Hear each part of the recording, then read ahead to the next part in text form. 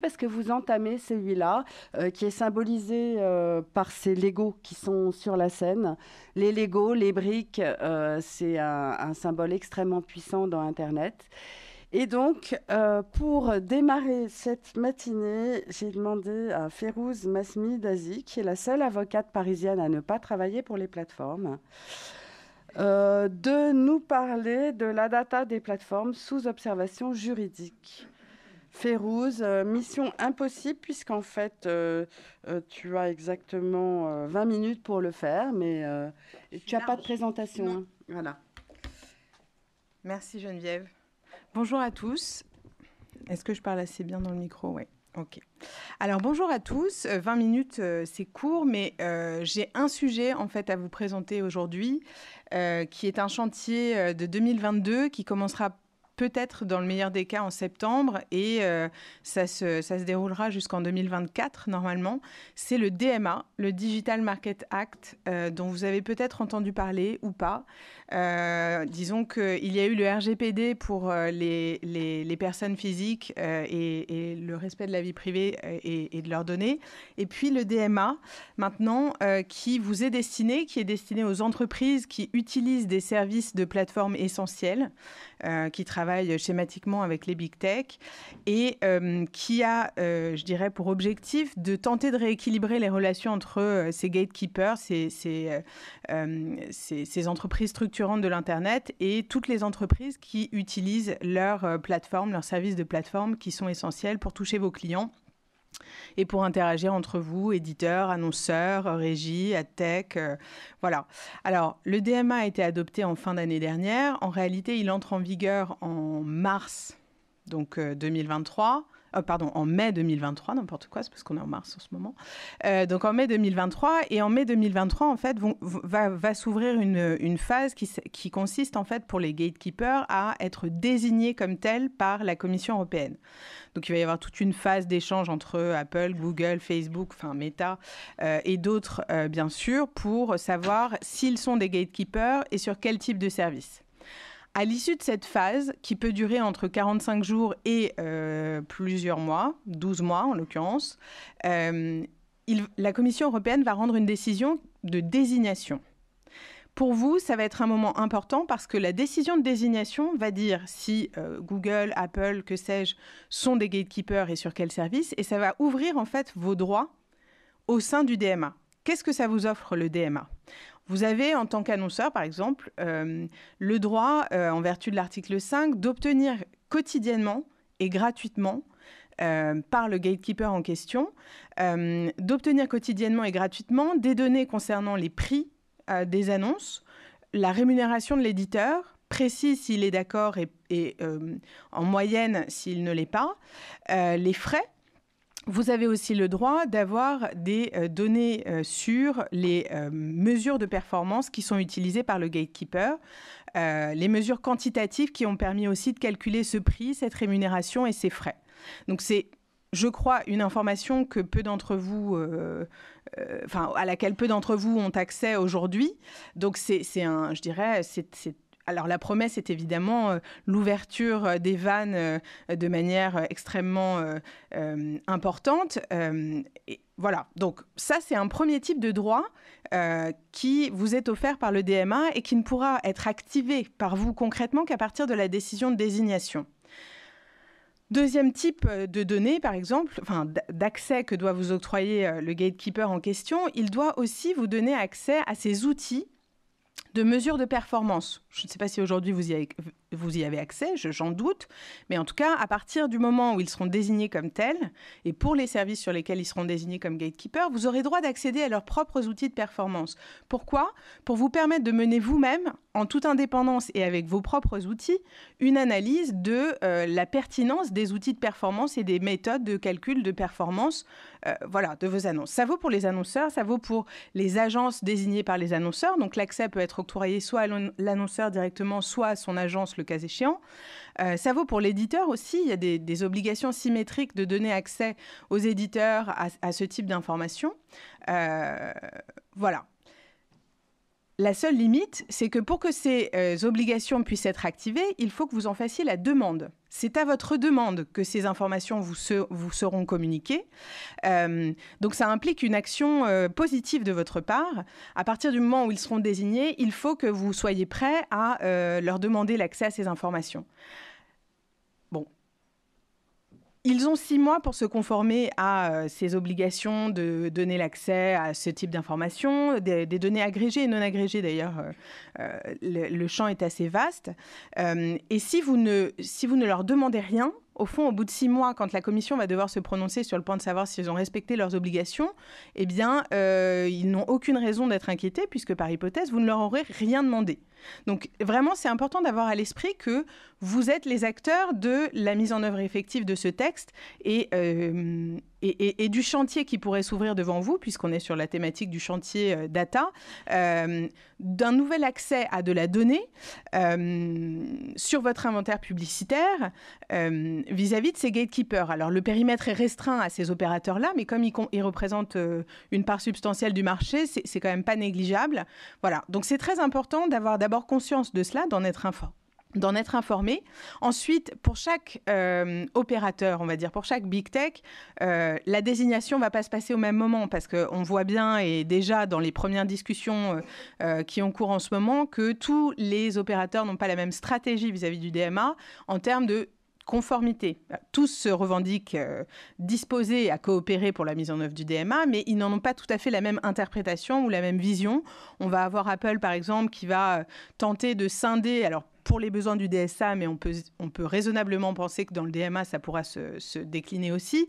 Apple, par exemple, nous dit qu'il y a un OS pour l'iWatch, un OS pour l'iPad, un OS pour l'iPhone, et que donc, le cas échéant, les obligations pourraient théoriquement s'appliquer, mais uniquement dans chaque cercle. Donc, si vous ne demandez l'accès qu'à l'OS d'Apple, peut-être qu'ils vont considérer que la demande n'est pas assez précise.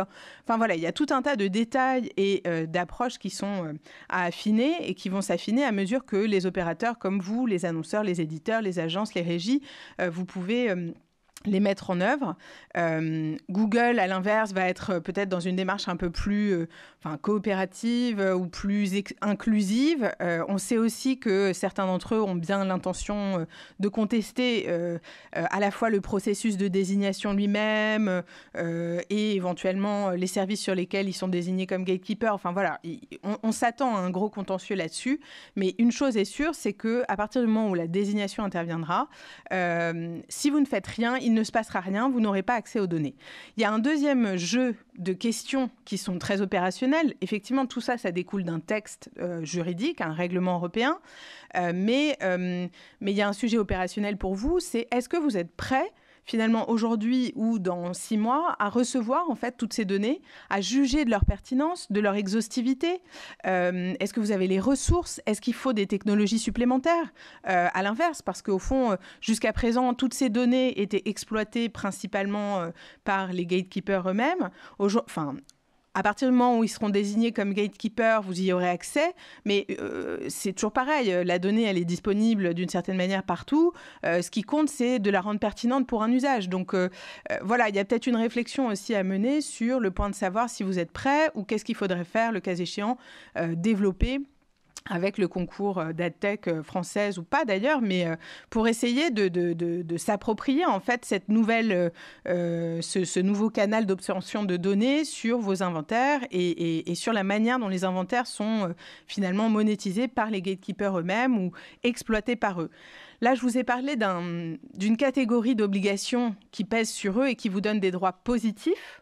Donc, c'est assez facile, finalement, de juger de la réalisation de ces obligations parce que soit ils vous donnent accès à des données, soit ils ne vous donnent pas accès et le cas échéant à un certain type, avec une certaine granularité, satisfaisant, pas satisfaisant.